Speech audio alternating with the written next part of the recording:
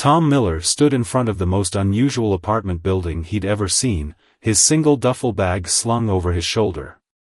The structure twisted into impossible geometric shapes, defying Earth's architectural norms. But with the recent integration of alien species into human society and the housing crisis on Earth, beggars couldn't be choosers. The rental listing had seemed too good to be true: spacious apartment, all utilities included, xenospecies welcome. The price was a quarter of what he'd been paying in his cramped New Denver apartment. There had to be a catch. Taking a deep breath, Tom pressed what he hoped was the doorbell, a pulsing purple crystal next to the entrance. A melodic chime echoed through the building. The door dissolved into a shimmer of light, revealing his potential landlady. Tom's jaw dropped. Standing before him was a towering, iridescent being with 4 arms and what appeared to be crystalline growths sprouting from her shoulders. Her skin shifted colors like oil on water, and her 6 eyes blinked at him in an alternating pattern. "Ah! You must be the human applicant." Her voice chimed like wind through crystal. "I am building manager RX Tala. Please, come in for the tour and paperwork." Tom followed her into a lobby that seemed to bend reality itself. The walls rippled with bioluminescent patterns, and gravity seemed to shift slightly with each step. He tried to maintain his composure. After all, he'd worked with alien species before at his engineering job. But this was different. This would be living in their space. Now, RX Tala turned to face him, all 6 eyes focusing intently. "I must inform you that this is primarily a crystalline American housing complex. We have adapted some units for carbon-based lifeforms, but there are certain, cultural adjustments required." "I'm very adaptable," Tom assured her, trying not to stare at the way her crystalline growths chimed softly when she moved. "I work in xenoengineering, actually. I'm used to making adjustments for different species." "Excellent. Though I must ask, your application mentioned you require daily water submersion for cleaning purposes? Is this some sort of religious ritual?" Tom blinked. "You mean, showering? That's just basic hygiene for humans." "Fascinating." RX Tala's colors shifted to a curious shade of purple. "We have so much to learn about each other. Now, about the unit itself." She led him down a corridor that seemed to fold in on itself impossibly. Tom's engineer brain tried to make sense of the non-Euclidean geometry but gave up halfway through. They stopped at what appeared to be door number 4 Pi Omega. "This would be your unit," RX Tala announced proudly.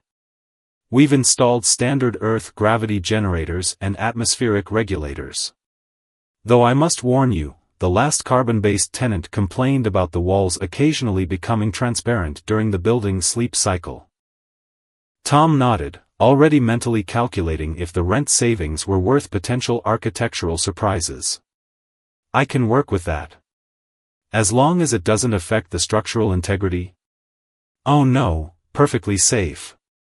We crystallines simply experience reality a bit differently during rest cycles."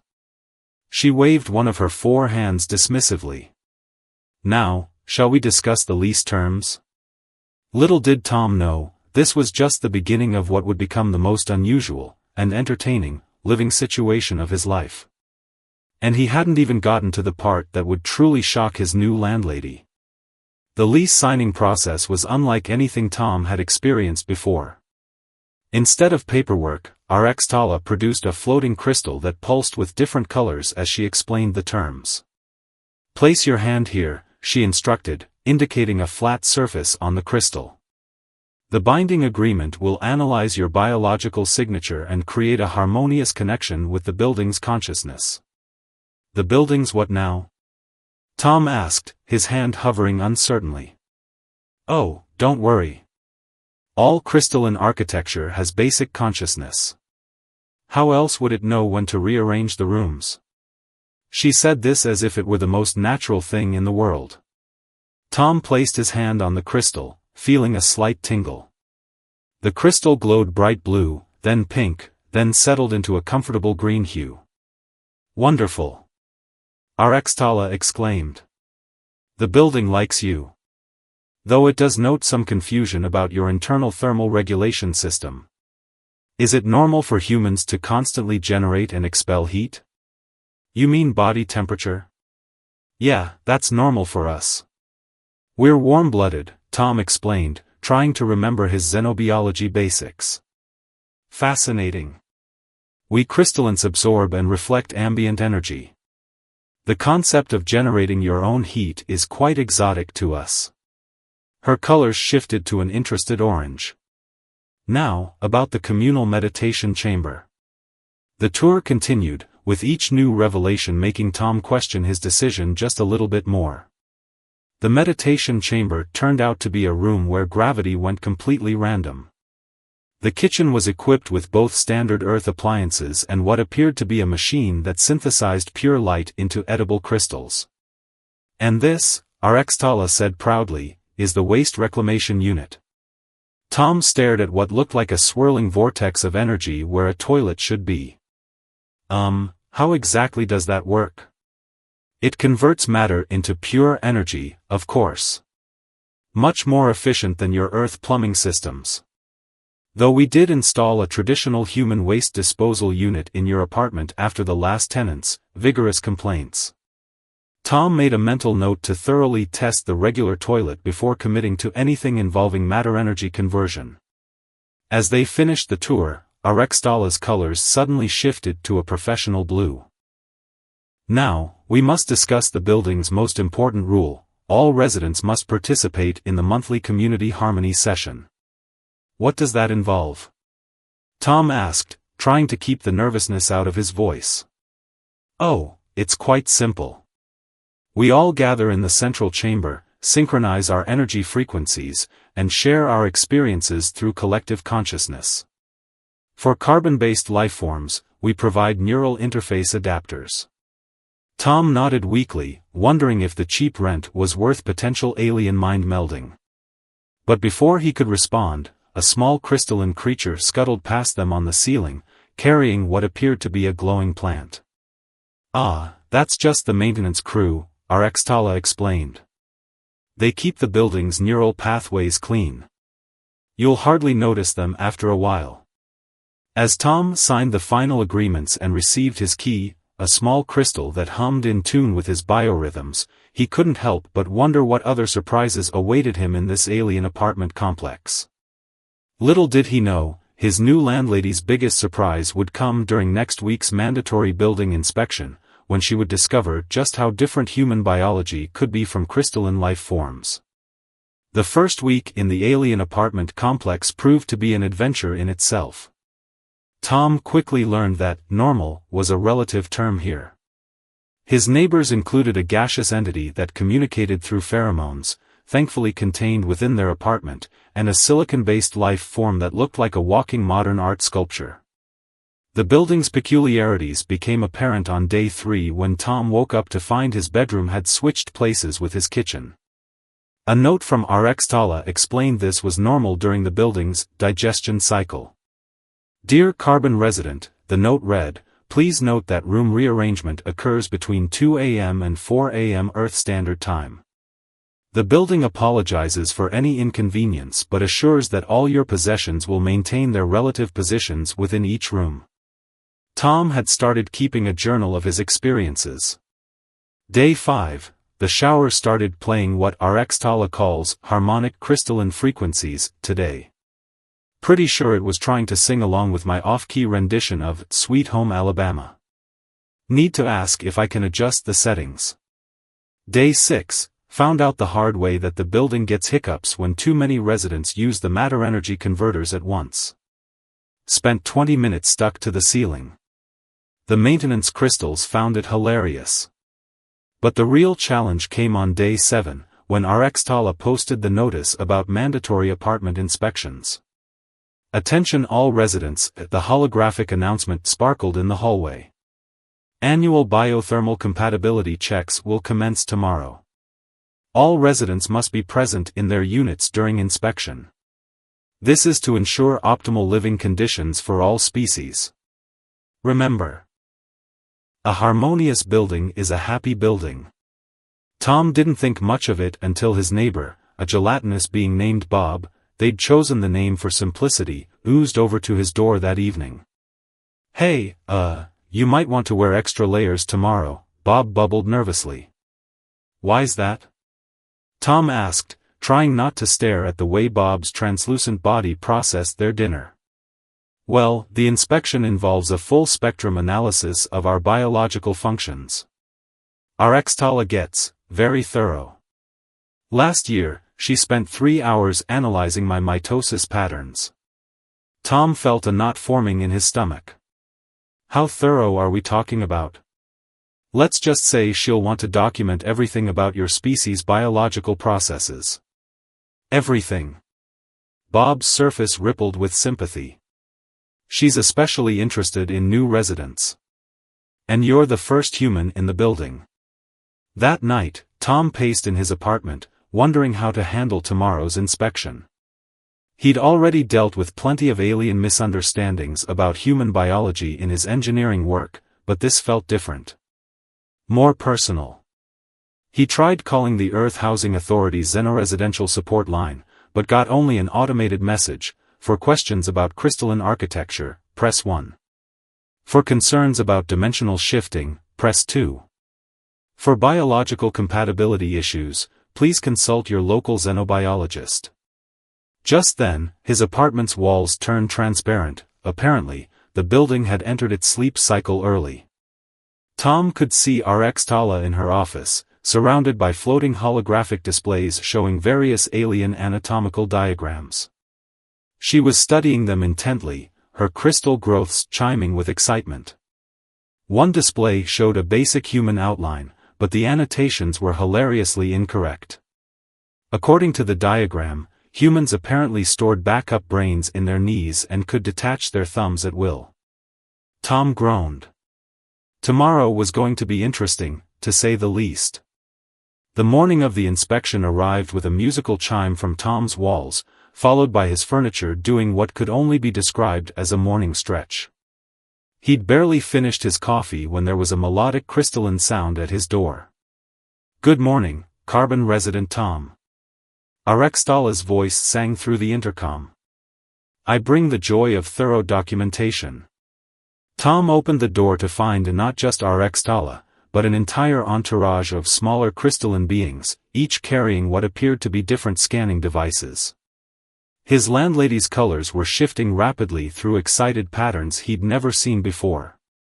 "I must say, I've been looking forward to this inspection most of all," Xtala hummed cheerfully.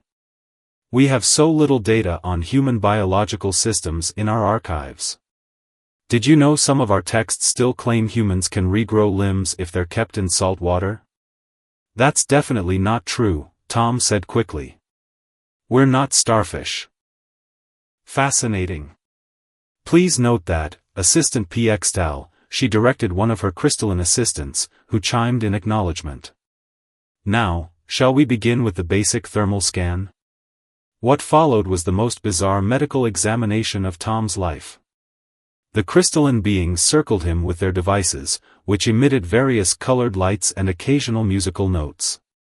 Xtala's colors shifted to new patterns with each reading. "Remarkable. Your internal fluid circulation system is constantly active. Is this normal for your species?" Her top pair of eyes widened with interest. "You mean my blood?" "Yes, that's normal. Heart pumps it around continuously," Tom explained, trying to keep his answers simple. "And these periodic muscle contractions in your digestive system? Those would be, intestines doing their job." Xtala's crystals chimed with excitement. "Your species processes nutrition through internal chemical reactions rather than photosynthetic absorption. How wonderfully inefficient yet fascinating." The inspection continued, with each new discovery about human biology sending ripples of excitement through the crystalline inspection team. They were particularly amazed by his lungs. "You filter oxygen from the air?" "Voluntarily," and his ability to move his eyebrows, such precise control over facial crystalline structures. Then came the moment Tom had been dreading. Arextala's scanner reached his lower abdomen, and all 6 of her eyes went wide. Her color shifted to a bright, shocked pink he'd never seen before. "By the great lattice," she exclaimed, her crystal growths chiming in alarm. "There appears to be some sort of internal appendage? A biological structure that... She seemed at a loss for words, her colors cycling rapidly. "Oh, that's just, standard human anatomy," Tom said, feeling his face grow red. He'd dealt with alien misconceptions before, but never quite like this. "But it's like a miniature Shai-Hulud. Right there in your lower body cavity." Arextala's voice had risen several octaves. "How do you humans function with such a thing? Does it not cause constant distraction? Is it some sort of vestigial defense mechanism?" Tom wished the floor would swallow him up, which, given the building's unusual properties, was actually a possibility he had to be careful about. "It's just normal human reproductive anatomy," he managed to say. "Reproductive?" All of Arextala's crystals chimed at once in surprise. The assistant crystals all started chiming in harmony, creating what sounded like an alien version of a gossip circle.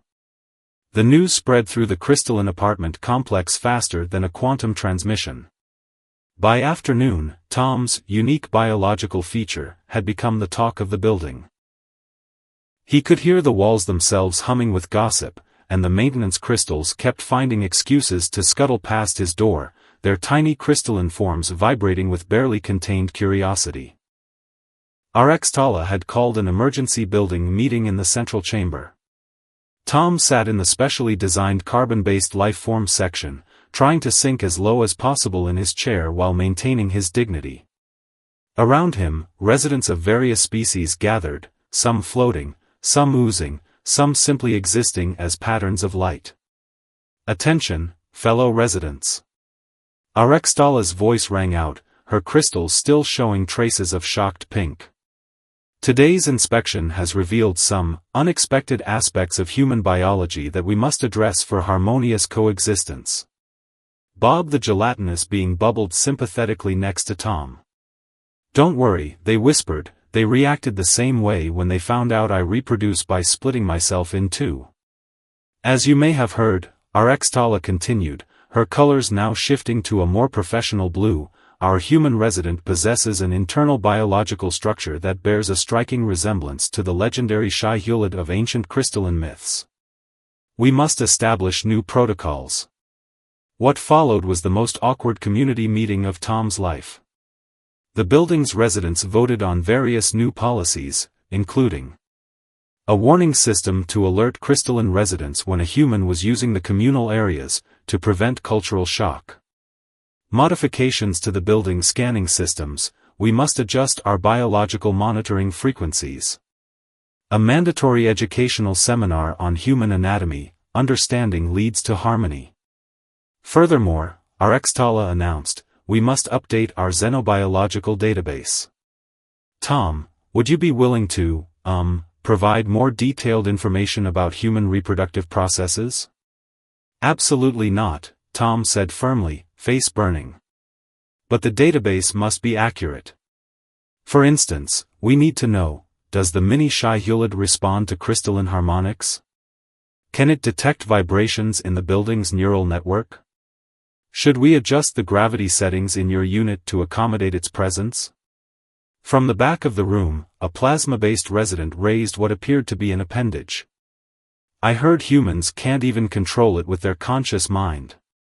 Is this true? That's not entirely, Tom began, but was interrupted by a silicon-based resident. I read on the human internet that it's affected by emotional states. How do they maintain quantum stability? The meeting devolved into a chaos of questions, theories, and well-meaning but increasingly embarrassing suggestions for accommodating human biological needs. The building itself seemed to be getting into the spirit, with the walls occasionally forming helpful but wildly inaccurate anatomical diagrams. Finally, Tom stood up. Look, everyone. I appreciate your concern. But human anatomy is perfectly normal for us. We've managed just fine for thousands of years. I don't need any special accommodations. Arextala's colors shifted to a thoughtful purple. But surely, as your landlady, I must ensure your biological comfort. Perhaps we could install resonance dampeners? Or modify the matter-energy converters to account for your unique configuration? The only thing I need, Tom said with all the dignity he could muster, is for everyone to treat this as completely normal. Because for humans, it is. The next few days brought a series of well-meaning but increasingly bizarre attempts to accommodate Tom's human anatomy. He'd wake up to find new crystalline devices installed in his apartment, each supposedly designed to harmonize with his biology. The comfort enhancement crystal will help regulate your internal Shai-Hulud's quantum state. Arextala had explained cheerfully while installing a pulsing purple crystal in his bedroom. The device mainly seemed to make his socks static clingy and give him unusual dreams about tap-dancing sandworms. The building itself had developed an odd fascination with human anatomy. The walls would occasionally form helpful but entirely incorrect educational displays when Tom walked past. His bathroom mirror kept trying to give him biological harmony tips, and the maintenance crystals had started leaving pamphlets about understanding your inner sandworm in front of his door. Things came to a head when Tom discovered that Arextala had organized a building-wide Human Appreciation Day. Look at this schedule. Tom groaned to Bob, who was reading the holographic announcement with their gelatinous form rippling in amusement. The schedule included events like Interpretive Crystal Dance, The Mystery of Human Biology. Lecture Series, Why Humans Aren't Just Tall Mammals. Workshop, Creating a Shai-Hulud-Friendly Environment. Panel Discussion, The Evolution of Bipedal Sandworm Carriers. They mean well, Bob bubbled sympathetically. Last month they threw me a mitosis appreciation party when I split. The building tried to divide itself in two in solidarity. Maintenance took weeks to sort that out. Tom was about to respond when Arextala appeared, her crystals chiming with excitement. Tom. Wonderful news. The Intergalactic Housing Authority has approved our request to officially classify the building as a human-compatible dwelling. We're the first in the sector. That's great? Tom said uncertainly. Indeed. We've updated all our systems to account for human biological variables. The building can now adjust its resonance frequencies to avoid interfering with your unique features. We've even installed special dampeners in the community areas to prevent any accidental harmonic disruption of your internal Shai-Hulud. Tom noticed that other residents were gathering around, their various forms showing signs of intense interest. A group of energy beings had formed themselves into a rough approximation of human shape, complete with an exaggerated lower body area that made Tom want to crawl under a rock. Additionally, Arextala continued, her colors shifting to a proud gold, we've been contacted by other xenoresidential complexes seeking our expertise in human accommodation. We're becoming a model for human crystalline cohabitation. Wait, what? Tom's eyes widened in alarm. Oh, yes. In fact, we're hosting a delegation next week. Several prominent crystalline architects want to study our modifications. They're particularly interested in your biological configuration. Would you be willing to give a presentation? The maintenance crystals all chimed in excitement, creating a tinkling sound like thousands of tiny bells. The building's walls rippled with anticipatory patterns, and Tom could swear the gravity shifted slightly in eagerness. Absolutely not, Tom said firmly. No presentations, no demonstrations, no anatomical discussions. I appreciate everything you're trying to do, but this has gone too far. Arextala's colors dimmed slightly. But, the advancement of xenoresidential harmony. The scientific importance. The architectural implications. Tom took a deep breath and looked around at the gathered aliens, his neighbors, his landlady, even the curious maintenance crystals. Despite all their bizarre misconceptions and over-the-top reactions, he realized they were genuinely trying to make him feel welcome in their crystalline world. "Look," he said, choosing his words carefully, "I appreciate everything you're trying to do. Really. But maybe we're all focusing too much on our differences instead of what we have in common." Arextala's colors shifted to a curious blue. "Common features? But you have an internal Shai-Hulud. We have crystalline resonance matrices. The gaseous beings have quantum probability clouds." Bob splits in two. "Yes, but why do we all live here?" Tom gestured around at the impossible geometry of the building. "We're all just trying to find a place to call home. A community.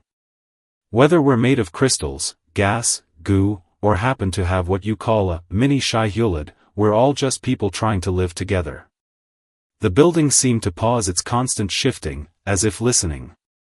The maintenance crystals stopped their endless scuttling.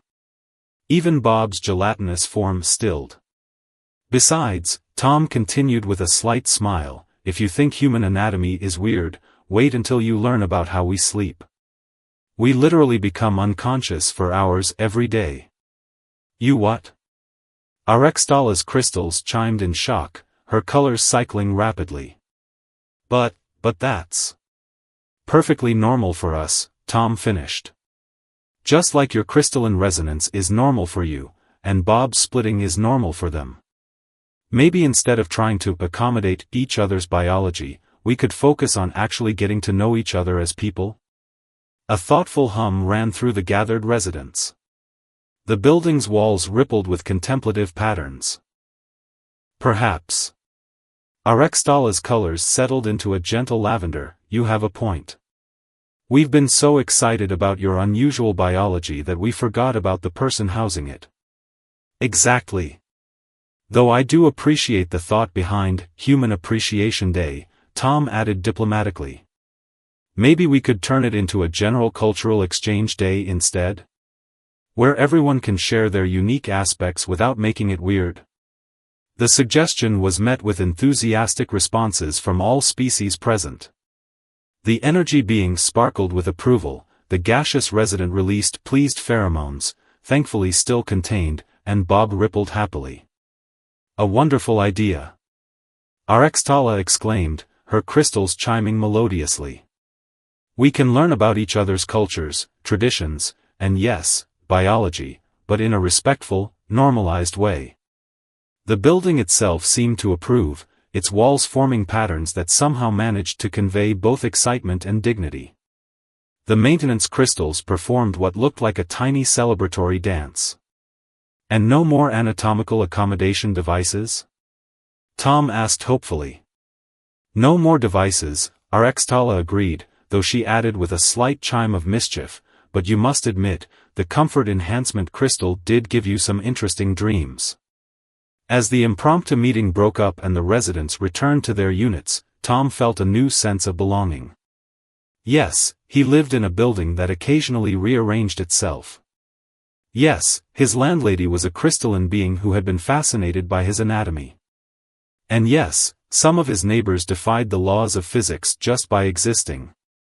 But somehow, in this bizarre corner of the universe, he'd found a community that accepted him, mini Shai-Hulud and all. Even if the maintenance crystals still giggled every time he walked past.